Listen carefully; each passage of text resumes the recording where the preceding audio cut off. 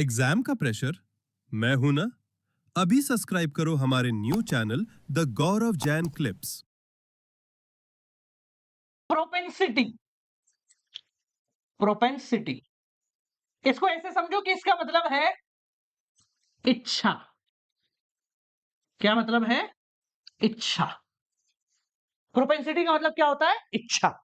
देखिए, आप अपनी इनकम में से, वाई में से आइदर कंज्यूम कर सकते हो या फिर सेव कर सकते हो। अभी अपन ने पढ़ा कि income is equal to consumption और सेविंग।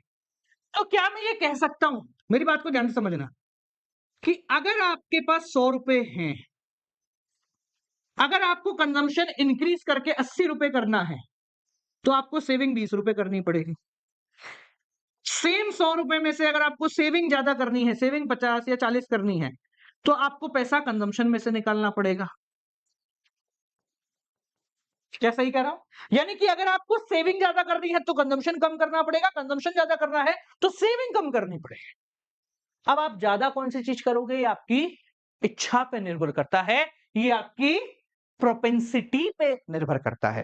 तो दो अलग अलग चीजों की प्रोपेंसिटी अपन पढ़ते हैं। एक होता है प्रोपेंसिटी टू कंज्यूम, एक होता है propensity to save. Propensity to consume का मतलब आप कितना कंज्यूम करना चाहते हैं। टू कंज्यूम, इसको ऐसे नहीं लिखेंगे, यही लिखते हैं। आप कितना कंज्यूम करना चाहते हैं और आप कितना सेव करना चाह रहे हैं। समझ में आ गया? ये प्रोपेंसिटी दो तरीके की होती है, दो टाइप्स। एक होती है एवरेज, एक होती है मार्जिनल। क्या बोला? दो तरीके की इच्छाएं होती हैं आपकी। एक होती है एवरेज इच्छा, जैसे मैं बोला यार मैं तो बचपन से ये बना रखा है कि मेरी कमाई का मैं 80% कंज्यूम करूंगा।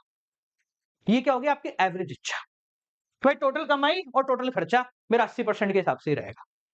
एक होती है मार्जिनल। मार्जिनल शब्द आपने कक्षा 11वीं चैप्टर नंबर 2 में पहली बार देखा था। मार्जिनल इक्विल क्या था? यूटिलिटी के नाम से। ठीक है, तो इसका मतलब होता है नेक्स्ट, यार इस बार जो मुझे 100 रुपए मिले ना, उसमें से मैं पैसा बचाऊंगा। ये हुई आपकी मार्जिनल इच्छा। इस बार के पैसे पे क्या है इच्छा। और एवरेज मतलब टोटल इच्छा। ठीक है जी, इन दोनों को शेड्यूल के हिसाब से समझते हैं। पहले ये समझो, हमने बोला है कि प्रोपेंसिटी दो प्रकार की होती है। एक होती है एवरेज प्रोपेंसिटी, एवरेज इच्छा। एक होती है तुम्हारी मार्जिनल इच्छा, मार्जिनल प्रोपेंसिटी। ठीक है, दोनों प्रकार की पढ़ते हैं। Average propensity to consume, consume करने की, जिसको एपीसी बोलते हैं। और average propensity to save, save करने की। सिंपल सा लॉजिक है। अगर आपकी इच्छा कंज्यूम करने की ज्यादा है तो सेविंग कम होगी, सेविंग करने की ज्यादा है तो कंजम्पशन कम होगा। ठीक है, एक टेबल बना के इसको समझते हैं कि ये कैसे काम करता है। टेबल की जब भी बात आएगी तो हम और आप एक ही प्रकार की टेबल बनाएंगे। ठीक है, ज्यादा दिमाग लॉजिक नहीं लगाना आपने, बहुत सिंपल है। देखिए, वाई सी एस, कंज्यूम और सेविंग बना रहे हैं, दोनों एक ही में समझा रहा हूं आप। देखो क्या है, जनरली है ना, इन दोनों को अलग अलग समझाया जाता है, पर मेरा मानना यह है कि रामायण में राम और लक्ष्मण दोनों की कहानी एक साथ ही सही रहेगी। अगर पहले आप राम जी का पूरा पात्र बता दोगे, फिर लक्ष्मण जी का पूरा पात्र, फिर हनुमान जी का पूरा पात्र बताओगे, तो रामायण का सार नहीं बैठेगा। सार बिठाने के लिए सारे पात्रों को एक साथ रखना पड़ता है। उसी प्रकार से अगर आपको एवरेज प्रोपेंसिटी टू कंज्यूम और सेव के बीच में रिलेशन समझना है, समझाना है, तो आपको दोनों को एक साथ समझाओ ना, तभी तो समझ में आएगा कि कौन अच्छा है कौन बुरा है। ठीक है, तो देखिए पहले पकड़ते हैं इनका फॉर्मूला क्या है। मैं आपको बोलता हूं साहब, एवरेज प्रोपेंसिटी टू कंज्यूम मतलब मैं इनकम में से कितना हिस्सा कंज्यूम करता हूं। तो इसका बहुत सिंपल फॉर्मूला है sir, consumption divided by income. Simple, simple है, यानी कि सी बाय वाई। सिंपल।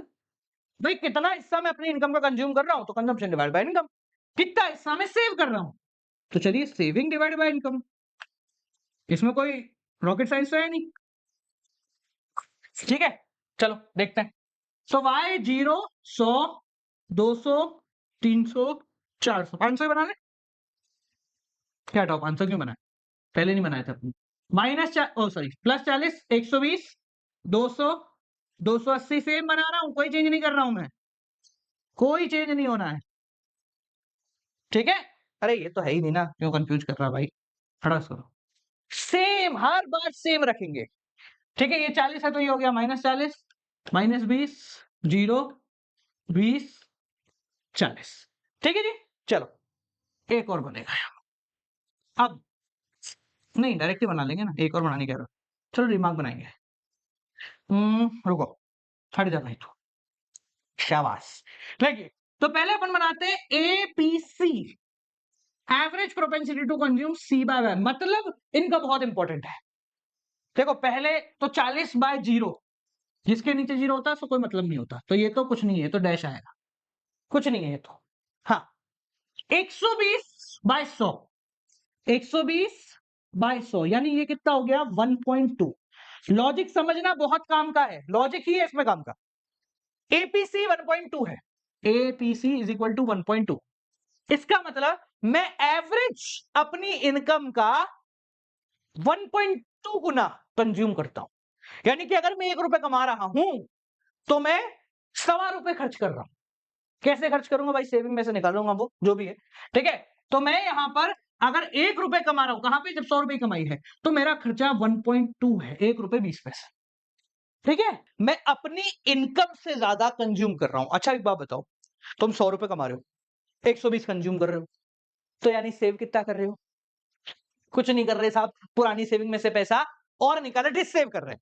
तो इसी लेवल पे अगर मैं आपको बोलूं एपीएस निकालिए, तो आप बोलोगे साहब -20/100, यानी 100 रुपए की कमाई है फिर भी 20 रुपए पुरानी सेविंग निकालनी पड़ रही है, तो एपीएस हो गया -0.2। यानी कि अगर मैं 1 रुपए कमा रहा हूं तो 20 पैसे सेव नहीं कर रहा हूं, 20 पैसे और निकालने पड़ रहे हैं मुझे इस पर्टिकुलर लेवल पे। फेयर इनफ, और समझेंगे आगे। जब मेरी कमाई 200 है तो मेरा कंजम्पशन भी 200 है, तो 200 डिवाइड बाय 200 1, यानी कि जब 1 रुपए कमा रहा हूं तो पूरे 1 रुपए खर्च कर रहा हूं, यानी सेविंग देख लो 0/200 दैट इज इक्वल टू 0। तीसरे लेवल की बात करें तो हमारा कंजम्पशन है 280 और इनकम है 300।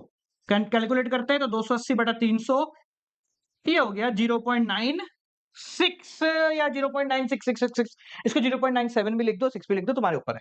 ठीक है, तो मैं यहाँ इसको 0.96 लिख रहा हूँ। ठीक है, यानी इसका मतलब अगर मैं 1 रुपया कमा रहा हूं तो 96 पैसे कंज्यूम कर जाता हूं, तो बचे कुछ कितने हुए 0.04 पैसे। ठीक है, अगर इसको एग्जैक्ट 96.6666 लिखोगे तो यहाँ 0.033333 आ जाएगा। ठीक है, बात वही है, तो पॉइंट के बाद 2 डिजिट में तो चला लेते हैं। ठीक है, अगले लेवल पे देखिए, तो हमारा अगर कंजम्पशन 360 है, इनकम 400 है, तो यानी कि मैं अपनी इनकम का 90% कंज्यूम कर रहा हूं, यानी एवरेज प्रोपेंसिटी टू कंज्यूम हो गया 0.90, और ये हो गया 40 डिवाइडेड बाय 400 0.10। ठीक है जी, तो यहां पर अगर आप दोनों को नोटिस करो तो आपको हमेशा एक चीज देखने को मिलेगी, APC plus APS is equal to 1। हमेशा ऐसा होता है, 100% हर बार होता है। लॉजिक भी यही कहता है, देखो लॉजिक मैथ्स वाले स्टूडेंट समझ जाएंगे। अगर इस पूरे को मैं y से डिवाइड कर दूं तो y by y, c by y और s बाय y, ये हो गया 1, ये हो गया एपीसी और ये हो गया एपीएस। एपीसी प्लस एपीएस हमेशा 1 होते हैं। ठीक है, तो अगर एक पता है तो दूसरा निकाला जा सकता है। ठीक है, एक और चीज जो आपको यहां पर समझनी है, इनकी कुछ प्रॉपर्टीज। अगर मैं पहले एपीसी की बात करूं तो देखो, एपीसी 1 से बड़ा हो सकता है क्या? सर एपीसी का मतलब कमाई का कितना हिस्सा कंज्यूम कर लिया, 1 से बड़ा मतलब आपकी कमाई कम है, कंज्यूम ज्यादा कर रहे हो। सर हाँ, वो तो कर देते हैं हम कभी कभी, पिताजी से उधार लेके, है ना, 1 से ज्यादा। तो एपीसी 1 से ज्यादा हो सकता है जब हम ज्यादा कंज्यूम कर रहे हैं। एपीसी 1 हो सकता है क्या? सर जितना कमाया पूरा कंज्यूम कर दिया, बिल्कुल। सेविंग कितनी है 0, ब्रेक इवन पॉइंट। सेम को जब ये 1 है तो ये भाई 0 हो गया, एपीसी 1 है तो एपीएस 0 हो गया। एपीसी 1 से बड़ा है, क्या हो भाई, कहां गया? हाँ, एपीसी 1 से बड़ा है तो एपीएस नेगेटिव है, देख लीजिए। एपीसी 1 से बड़ा है तो ये नेगेटिव है, क्योंकि किसी को तो भरपाई करनी पड़ेगी ना, एक ज्यादा खर्चा कर रहा तो एक को खर्चा रोकना पड़ेगा। एपीसी 1 से छोटा हो सकता है जब सेविंग शुरू हो जाए। एपीसी गिरता है जैसे जैसे इनकम बढ़ती है, देख लो जैसे जैसे इनकम बढ़ रही है आपका एपीसी गिर रहा है। क्यों गिर रहा है? क्योंकि हम सेविंग शुरू कर रहे हैं। भाई ज्यादा कमाने वाला व्यक्ति सेविंग भी ज्यादा कर रहेगा, ठीक है ना, कंपैरेटिवली ज्यादा करने लग जाएगा ना। ठीक है, चलो लास्ट, एपीसी कभी जीरो नहीं हो सकता, मोस्ट इंपॉर्टेंट, एपीसी कभी जीरो नहीं हो सकता। यानी कि आप अपनी कमाई में से कुछ भी ना खरीदो, ऐसा नहीं हो सकता। कुछ ना कुछ तो अब खाना पीना नहरा नाना धोना ये तो करोगे ही ना। तो APC can not be zero, APC can not be zero, क्योंकि एपीसी जीरो होने का मतलब है कि आपका कंजम्पशन जीरो हो जाए, और वो तो भाई तब भी नहीं होता जब हम बच्चे होते हैं, तब भी हम कुछ ना कुछ तो कंज्यूम कर ही रहे होते हैं, तो हमारा कंजम्पशन कभी भी जीरो नहीं हो सकता। क्लियर हो गया? तो ये कौन सा प्रोपेंसिटी हुई? ये हुई एवरेज प्रोपेंसिटी, यानी टोटल कमाई का कितना हिस्सा मैं कंज्यूम या सेव कर रहा हूं। ठीक है, अगली देखिए, मार्जिनल प्रोपेंसिटी, मतलब मैं अपनी बढ़ी हुई इनकम का, बढ़ी हुई इनकम मतलब जैसे मेरे पास 100 रुपए आ रहे थे अब तक, 100 से 200 हो गए, तो मैंने उस एक्स्ट्रा 100 रुपए में से जो एक्स्ट्रा 100 रुपए मुझे मिले हैं, क्या किया, वो कहलाता है मार्जिनल। तो वही, आप या तो इनकम को कंज्यूम करोगे या सेव करोगे। तो मार्जिनल प्रोपेंसिटी भी दो प्रकार की होती है, मार्जिनल प्रोपेंसिटी टू कंज्यूम और मार्जिनल प्रोपेंसिटी टू सेव। जब हम मार्जिनल की बात करते हैं तो हमारा कहना है जो बढ़ी हुई इनकम में से, जो बढ़ी हुई इनकम है उसमें से कितना हिस्सा आपने कंज्यूम या सेव किया। तो इसका फॉर्मूला होता है चेंज इन कंजम्पशन, बढ़ी हुई consumption upon change in income. ठीक है जी, फॉर्मूला बोले तो del C by del Y, del मतलब change, same change in saving upon change in income, यानी कि del S by del Y. ठीक है, ये डेल मतलब चेंज, कितना बदला, शेड्यूल बना है, शेड तो जाओ, तो तुम्हें भी याद होने लग गया होगा। इसलिए मैं कह रहा हूं 3 चैप्टर बनाएंगे ना तो ये इतना आसान हो जाएगा, तुम बोलोगे अरे सर क्या बच्चों वाली बातें कर दी आपने, तो अब हमें शेड्यूल नहीं आएगा। वाई सी एस, देखिए आ जाइए, ठीक है, बोलो 0, 100, 200, 300, 400, -40, 120, ओ माइनस क्या, +40, 120, 200, 280, 360। ठीक है जी, और सेविंग -40, -20, 0, 20, 40। बेसिक। देखिए अब हम बनाते हैं चेंज इन, क्या क्या निकालना है हमको, change in consumption, change in saving और चेंज इन इनकम, ये 3 चीजें निकालनी। तो मैं पहले समझाता हूं इनका मतलब क्या है। देखो पहले बात करूं चेंज इन कंजम्पशन, यानी कंजम्पशन में कितना चेंज आ रहा है। भाई पहले तो कुछ नहीं है ना, चेंज के लिए ऊपर वाली चीज पता होनी चाहिए। 120 हो गया 40 से, पहले 40 था फिर 120 हो गया, यानी कि कितना बदलाव आ गया, 80 का। फिर 200 हो गया 120 से, फिर 80 का, फिर 80 का, फिर 80 का, यानी हर बार हमारा कंजम्पशन कितना कितना बढ़ रहा है, 80 80 80 का चेंज आ रहा है। सर ये कॉमन क्यों है, बताता हूं क्यों कॉमन है, चेंज इन इनकम से समझ जाओगे। इनकम देखिए 0 से कितनी हो गई 100, पहले तो कुछ नहीं थी, इनकम कितनी बढ़ी 100, 100 से कितनी हो गई 200, 200 से कितनी हो गई 300, 300 से कितनी हो गई 400। हर बार इनकम मेरी कितनी कितनी कितनी बढ़ रही है, हर बार इनकम 100 रुपए बढ़ रही है। तो हर बढ़ती हुई इनकम पे मैं कुछ हिस्सा कंज्यूम करूंगा, कुछ हिस्सा सेव करूंगा। ठीक है, यानी कि मुझे बॉस ने दिया 100 रुपए का बोनस, अब इस बोनस से मैं क्या कर रहा हूं। ठीक है, तो जब भी मुझे बोनस मिलता है मैं उसका 80% कंज्यूम कर जाता हूं, तो सेव कितना करूंगा 20, 20, 20, 20, देख लो -40 से -20, पहले 40 रुपए निकाल रहे थे अब 20 ही निकाले, तो 20 रुपए बच गए। पहले 20 रुपए निकाल रहे थे अब कुछ नहीं निकाले, 20 रुपए फिर बच गए। कुछ नहीं थी सेविंग, फिर 20 रुपए हो गई, तो चेंज इन सेविंग 20, 20। तो हर बार सेविंग में कितना चेंज आ रहा है 20 20 20 का। देखिए यहां पर MPC and MPS, marginal propensity to consume and marginal propensity to save. पहले कंज्यूम इस लेवल पे निकालते हैं, पहला लेवल छोड़, यहां पे मेरे कंजम्पशन में बदलाव है 80 का, क्योंकि मेरी इनकम में बदलाव है 100 का, तो मेरा मार्जिनल प्रोपेंसिटी टू कंज्यूम कितना हो गया 0.80। मतलब मेरे को जो बोनस मिला है उस बोनस में से, आउट ऑफ दैट बोनस मैं मात्र 80 80 पैसे, 1 रुपए में से 80 पैसे कंज्यूम कर रहा हूं, सेव कितना कर रहा हूं 20 पैसे। आप देखो ये हर बार कांस्टेंट है। क्यों? क्योंकि हमारी टेंडेंसी हो जाती है एक ही जैसे काम करने की। सर ये क्या हमेशा कांस्टेंट रहता है? नहीं बेटा, हर व्यक्ति का अलग होता है और हर शेड्यूल में अलग मिल सकता है। पर समझने के लिए इसको आप कांस्टेंट ले, क्योंकि जनरली ये कांस्टेंट कांस्टेंट ही माना जाता है, क्योंकि आप सिर्फ प्लान कर रहे हो, आप वो बिल्कुल रियलिटी की बात नहीं कर रहे हो। ठीक है, तो एमपीसी कितना आ रहा है 0.80। तो यहां पर भी एक रिलेशन बन गया, समझ गए? अब देखिए इस चैप्टर का आखिरी टॉपिक। सर ये तो सब हम समझ गए हैं, पर एक चीज है जो अभी हमारे विचारधारा से थोड़ी सी बाहर चल रही है। कौन सी चीज है? सर वो चीज है कि मान लो मैं तुम्हें एक सवाल देता हूं, इस टेबल में देख के बताओ कि जब तुम्हारी इनकम 300 होगी तो तुम्हारा कंजम्पशन कितना होगा? When your income is 300, what would be your level of consumption? आप बोलोगे सर 280। तुम्हारी इनकम 400 होगी तो तुम्हारा कंजम्पशन कितना होगा? आप बोलोगे सर 360। क्या पूछ रहे हो? अच्छा बताओ, जब तुम्हारी इनकम 20,800 होगी तो तुम्हारा कंजम्पशन कितना होगा? अरे जब तुम्हारी इनकम 50,400 होगी तब तुम्हारा इनकम कंजम्पशन कितना होगा? आप बोलोगे सर मेहनत लगेगी पर हो जाएगा। मतलब बनाते चलेंगे बनाते चलेंगे बनाते चलेंगे, आएगा कभी ना कभी तो। यही है। तो यार यानी कि अगर मैं इसको आगे कंटिन्यू रखूं तो मैं यहां से आंसर निकाल तो सकता हूं, क्योंकि हर बार इसको 100 बढ़ाना है, इसको 80 बढ़ाना, हो जाएगा काम। क्या यार ये पैटर्न चल रहा है? क्या यहाँ पे एक पैटर्न फॉलो हो रहा है जिसको मैं सेम लेवल पे बढ़ाते बढ़ाते बढ़ाते बढ़ाते बढ़ाते बढ़ाते करूंगा? इसको बोलते हैं लीनियर कंजम्पशन या लीनियर सेविंग फंक्शन।